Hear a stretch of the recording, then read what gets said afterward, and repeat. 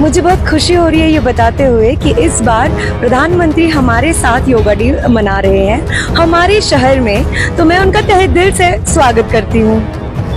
नाम शमशाद है, मैं राजौरी से हूँ। हमारे माननीय प्रधानमंत्री जी हमारे साथ योगा डे मना रहे हैं, इंटरनेशनल योगा डे हो रहा है, हम भी इसमें पार्टिसिपेट कर रहे हैं। हम अपने माननीय प्रधानमंत्री जी का स्वागत करते हैं अपने श्रीनगर में।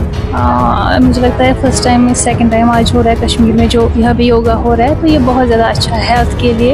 यहाँ पे पहले इतना कंसेप्ट नहीं था योगा का, तो पिछले साल से 1-2 सालों से यहाँ पे जो कंसेप्ट दिया जा रहा है, इसकी वजह से बहुत सा मतलब हेल्थ बेनिफिशियरीज हमें मिल रही है। तो मतलब मुझे लगता है ये एक नया इनिशिएटिव है जो गवर्नमेंट ने यहाँ पे लॉन्च किया है। इसकी वजह से एक तो थोड़ा सा माइंड भी डाइवर्ट हो जाता है, मेडिटेशन भी मिल जाती है इससे, और जो प्रॉब्लम्स होते हैं हेल्थ प्रॉब्लम्स है तो वो सारे दूर हो जाते हैं।